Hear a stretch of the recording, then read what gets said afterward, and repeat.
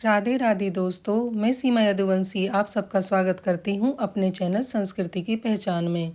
तो दोस्तों, बेताल द्वारा सुनाई गई विक्रम को ये पहली कहानी है। काशी में प्रताप मुकुट नाम का राजा राज्य करता था। उनका वज्र मुकुट नाम का एक बेटा था। एक दिन राजकुमार दीवान के लड़के को साथ लेकर जंगल में शिकार खेलने गया। घूमते घूमते उन्हें तालाब मिला। उसके पानी में कमल खिले थे और हंस कोलाहल कर रहे थे। किनारे पर घने पेड़ थे जिन पर पक्षी चहचहा रहे थे। दोनों मित्र वहां रुक गए और तालाब में पानी में मुंह हाथ धोकर ऊपर महादेव के मंदिर पर गए। घोड़ों को उन्होंने मंदिर के बाहर बांध दिया था।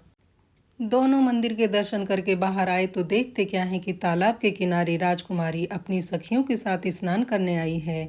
दीवान का लड़का तो वहीं एक पेड़ के नीचे बैठा रहा, पर राजकुमार से न रहा गया। वह राजकुमारी को देखने के लिए आगे बढ़ा और राजकुमारी को देखते ही उस पर मोहित हो गया। राजकुमारी ने भी उसको देख लिया था और राजकुमारी भी उसकी तरफ देखती रह गई, क्योंकि वो भी सुंदर हष्टपुष्ट नौजवान था।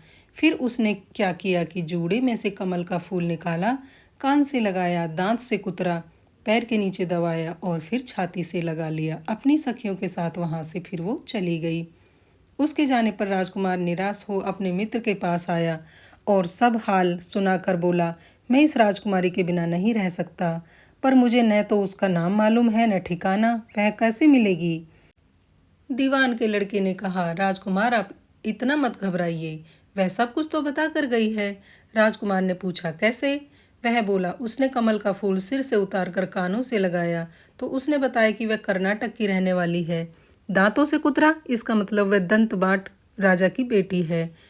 पाँव से दबाने का अर्थ है कि मेरा नाम पद्मावती है। और छाती से लगाकर उसने यह बताया कि तुम उसके दिल में बस चुके हो। इतना सुनना था कि राजकुमार खुशी से फूल उठा।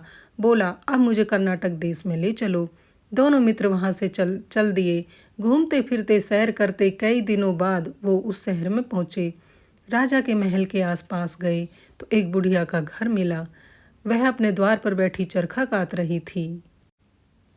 उसके पास जाकर दोनों घोड़े से उतरे, प्रणाम करके बातचीत शुरू की। माई, हम सौदागर हैं, हमारा सामान पीछे आ रहा है, हमें रहने की थोड़ी सी जगह दे दो। उनकी शकल सूरत देखकर और बात सुनकर बुढ़िया के मन में ममता उमड़ आई और बोली, बेटा तुम्हारा घर है, जब तक चाहो जब तक रहो। दोनों वहीं ठहर गए। दीवान के बेटे ने उससे पूछा, माई तुम क्या करती हो, तुम्हारे घर में कौन कौन है, तुम्हारी गुजर बसर कैसे होती है। बुढ़िया ने जवाब दिया, बेटा मेरा लड़का राजा की चाकरी में है और मैं राजा की बेटी पद्मावती की धाई थी। बूढ़ी हो जाने के कारण अब घर पर ही रहती हूँ। राजा खाने पीने के लिए दे देता है। शाम को एक बार राजकुमारी से मिलने जाती हूँ बस राजमहल में। राजकुमार ने बुढ़िया को कुछ धन दिया और कहा, माई कल जब तुम वहाँ राजकुमारी से मिलने जाओगी तो कह देना, जेठ सुदी पंचमी को जब तुम तालाब में नहा रही थी जो राजकुमार तुम्हें मिला था वह आ गया है यहाँ पर। अगले दिन जब बुढ़िया राजमहल गई तो उसने राजकुमार का संदेशा उसे दिया। सुनते ही राजकुमारी ने गुस्सा होकर हाथों में चंदन लगाकर उसके गाल पर तमाचा मारा और कहा, मेरे घर से निकल जा। बुढ़िया ने घर आकर सब हाल राजकुमार को कह सुनाया। राजकुमार हक्का बक्का रह गया। तब उसके मित्र ने कहा, राजकुमार आप घबराइए नहीं, उसकी बातों को समझें। उसने 10 उंगलियों से चंदन मारा है, इसका मतलब यह है कि अभी 10 रोज चांदनी के हैं। इनके बीतने के बाद अंधेरी रात में मैं मिलूंगी। 10 दिन के बाद बुढ़िया ने फिर राजकुमार की खबर दी तो इस बार उसने केसर के रंग में 3 उंगलियां डुबोकर उसके मुंह पर मारी और कहा, भाग यहाँ से। बुढ़िया ने सुनकर सारी बात राजकुमार को सुना दी। राजकुमार शोक से व्याकुल हो गया। दीवान के लड़के ने समझाया, इसमें हैरान होने की क्या बात है, उसने कहा है कि मुझे मासिक धर्म हो रहा है, 3 दिन और ठहरो। 3 दिन बाद बुढ़िया फिर वहां पहुंची। इस बार राजकुमारी ने उसे फटकार कर पश्चिम दिशा की खिड़की से बाहर निकाल दिया। उसने आकर राजकुमार को बता दिया। दीवान का लड़का बोला, मित्र आज रात उसने खिड़की के रास्ते तुम्हें बुलाया है। मारे खुशी के राजकुमार उछल पड़ा।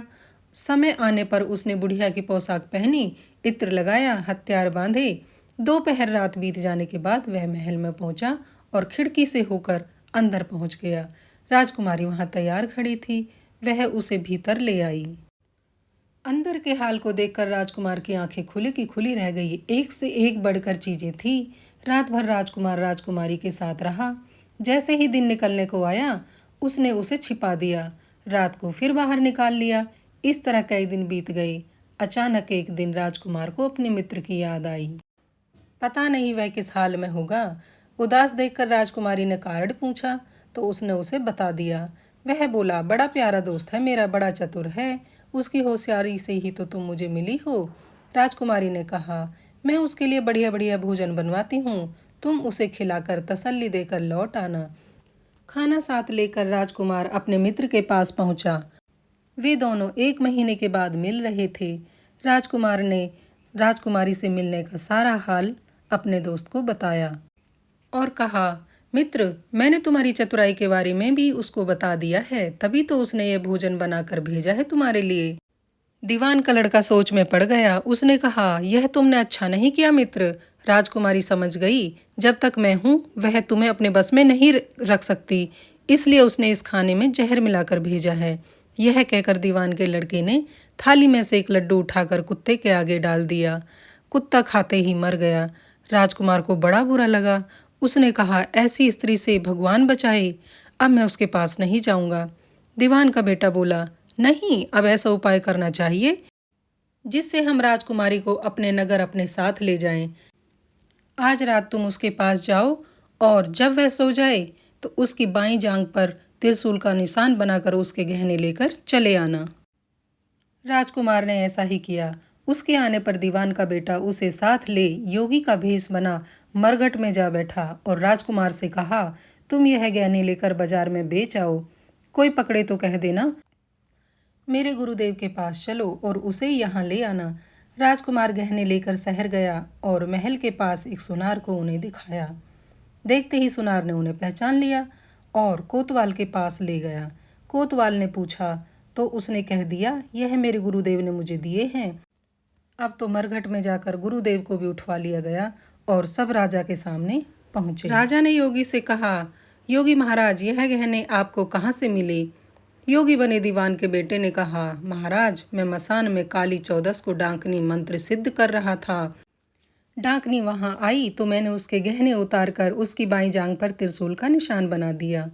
राजा यह सुनकर राजमहल में गया और रानी से बोला कि पद्मावती की जांघ पर देखो, कोई त्रिशूल का निशान तो नहीं है। रानी ने पद्मावती की जांघ पर देखा तो वहां तो सच में त्रिशूल का निशान था। राजा परेशान हो गया। उसे बड़ा दुख हुआ। बाहर आकर वह योगी को एक और ले जाकर बोला, महाराज, धर्मशास्त्र में खोटी स्त्रियों के लिए क्या दंड है? योगी ने जवाब दिया, राजन, ब्राह्मण, गऊ, स्त्री, लड़का और अपने आश्रय में रहने वाले कोई खोटा काम हो जाए तो उसे देश निकाला दे देना चाहिए। यह सुनकर राजा ने पद्मावती को डोली में बिठाकर जंगल में छुड़वा दिया। राजकुमार और दीवान का बेटा तो ताक में बैठे ही थे। राजकुमारी को अकेली पा उसे अपने साथ ले अपने नगर को आ गई और सुखपूर्वक वहां रहने लगे। कुछ समय बाद दोनों का विवाह हो गया। कहानी सुनाकर बेताल राजा से बोला, राजा बताओ, पाप किसको लगा? राजा ने कहा, पाप तो राजा को लगा। दीवान के बेटे ने अपने स्वामी का काम किया, कोतवाल ने राजा का कहना माना, राजकुमारी ने अपना मनोरथ सिद्ध किया। राजा ने पाप किया जो बिना विचारे उसे देश निकाला दे दिया। राजा का इतना कहना था कि बेताल फिर से उसी पेड़ पर जा लटका। राजा वापस गया और बेताल को लेकर चल दिया। बेताल बोला, राजन सुनो, एक और कहानी सुनाता हूँ। तो दोस्तों, इस तरह बेताल की कहानियों का सिलसिला चलता रहा। आज की बेताल की पहली कहानी ख़त्म हुई। दूसरी कहानी सुनने के लिए हमें कमेंट करके ज़रूर बताएं। कल फिर हाजिर होंगी आप सबके सामने विक्रम बेताल की दूसरी कहानी लेकर। राधे राधे।